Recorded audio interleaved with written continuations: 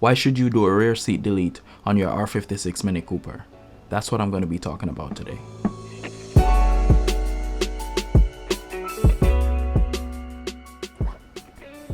Welcome to Crafty Workshop Builds.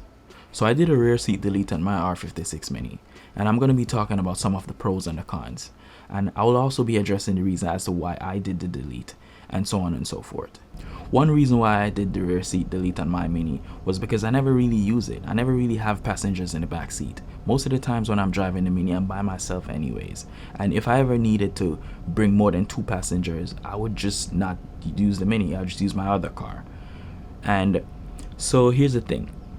The rear seat in the Mini is supposed to carry 2 passengers. It's a 2-seater in the back. And because of the way how I set my seat as a driver, I push the seat so far back in order for me to drive comfortably, of course.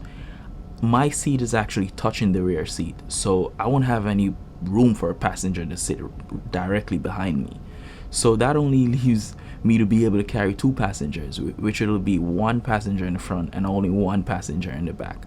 So yeah, so that's why I say I don't really consider the Mini as a practical car in terms of like taking passengers. Yeah, so that's it for the first reason. I never really have any passengers in the rear seat anyways. And for the second reason is because I like the way how the car looks. I like the way how the car looks when this rear seat is not in the car. It makes it look more aggressive and it gives it somewhat of a race car theme. And that's the look that I'm going for. I'm considering that I might take the car to the track sometimes, which is also one of the reasons why I installed the harness bar. And when I did the harness bar install, that was before I completely removed the rear seats. And that's when I pretty much confirmed to myself that, yeah, I really need to remove these seats. Previously, I kind of had the idea that I wanted to do the rear seat delete anyways, but once I installed the harness bar, I knew for sure. And the reason for that is because the amount of room that was back there, or lack thereof. Right? So remember, the back seat was already limited in terms of space anyways, and now imagine having this harness bar right in front of you while you're sitting back there. So yeah, so that's what pretty much confirmed it to me. Once I had that harness bar installed, I knew that I would definitely no longer have any rear seat passengers. Removing the seat is actually pretty simple. The more challenging part for me was to make the seat delete cover. So after removing the seat, I've decided that I didn't want to leave that area looking like that. So I've decided that I wanted to make a seat delete cover just to make it look a little bit more neat. I made the seat delete cover from plywood, and I wanted to have that seat delete cover to follow the trims in that back seat area. And I guess another easier way of doing it would have been just cutting and making it from a square piece of plywood, but the only downside with that is you'd end up having like gaps at the side. I didn't want to have any gaps at the side. I just wanted that cover to follow the trims so it would just look as natural as possible. It just so happened that that was a more complicated way of going about doing it. So because I didn't want to waste a whole bunch of material, what I did was I first made a template from a piece of cardboard, and I made all the adjustments that I needed from the piece of cardboard. So let's say I made any mistake, I wouldn't be making that mistake on the plywood, I'll be making that mistake on the cardboard, and that would be a lot easier to replace and start again, right? So once I made the template on the cardboard and I was pretty much confident with the way how it looked and the fitment and whatnot, that's when I went ahead and transferred that template to the plywood, and that's how I was able to cut and make the seat delete cover with the plywood without wasting a whole bunch of material. So previously I installed a met kit on the car, and the way how I installed a met kit, I pretty much had to redesign and remake a whole trunk floor.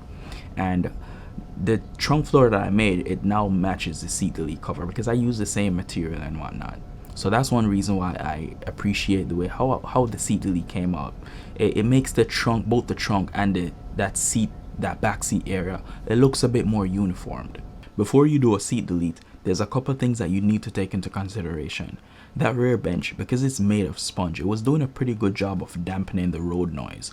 So if an increase in road noise is somewhat of a concern to you, I would definitely take that into consideration before you go ahead and do that seat delete.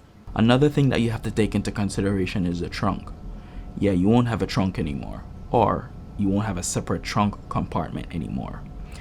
And the reason for that is because now, because you did the seat delete, now when you open the trunk, you won't just have access to that little trunk area. You're now gonna have access to that entire area where you just remove the seat from. I guess some people wouldn't mind. They'll probably say, oh hey, the trunk was small, it was already small, and they would actually consider that as a upgrade in terms of now they have more space and more room to bring stuff. But here's the downside. The downside to that is that anything you put in the trunk or anything you put in that backseat area, it will now be visible to anybody that's walking by. So you won't have that security or privacy anymore, unless you have dark tints. But for me, I don't want to put dark tints on my car because I'm doing so much mods and upgrades to the interior.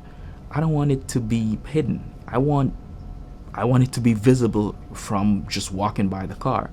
So yeah, so if that's something that you definitely need to take into consideration, if you want to be able to maintain that separate trunk compartment and be able to put stuff and lock stuff away, take that into consideration. Here's another thing that you should think about: bringing kids in your car. Yeah, I know that the back seat, it wasn't the most ideal place, or it didn't have enough space to fit a grown person, right? But most of the time, that back seat, it was more than enough to fit a kid. But now that you remove the seat, if you do a rear seat delete on your car, you will no longer be able to fit a car seat in your car. And for most places that I know, they won't allow you to fit a kid's seat in the front. So you have to take that into consideration. If there's a possibility that you might need to take a kid in your car, you will no longer have that option. I ended up deleting the rear seat belts in my car, and the reason for that is because when I made the rear seat delete cover, I had to undo the lower part of the seat belt in order for me to fit that cover. And two other reasons as to why I deleted it was, number one, I didn't need the seat belts anymore because I didn't have any seats, and for two, I didn't want to have those dangling and making a whole bunch of noise while I drive. So that's the reason why I ended up deleting the rear seat belts. So you might find that it makes a lot more sense for you to just go ahead and delete the rear seat belts anyways. And I did make a video on that, and I will have that video linked in the description below.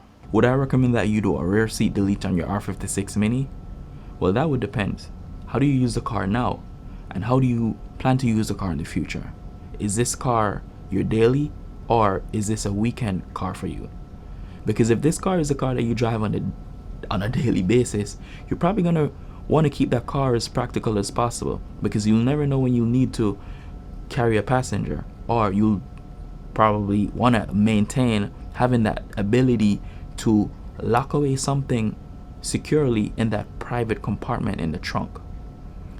And here's the next thing: even if this car is the car that you only take on the weekends, you only drive this car on the weekends because it's your project car, you take it to car shows and whatnot, you won't have the ability to take a kid to the car show. If what I just mentioned is not a huge deal breaker for you, I'll say yes, go ahead and do the rear seat delete, because those are some of the things that I had to take into consideration before I went ahead and do the rear seat delete myself. And I'm still happy with the delete. I had fun doing the project, and I like the way how it turned out. My Mini is not a daily driver, and I've never really considered my Mini as a practical car ever since I've owned it. And that car to me is a project car, and it's a car that I'm planning to take to the track. So doing a rear seat delete on that car is pretty much all benefits to me. I did make a few videos of me doing the rear seat delete project on my R56 Mini, and I will have those videos linked in the description below, so feel free to go check out those videos if you haven't seen them already.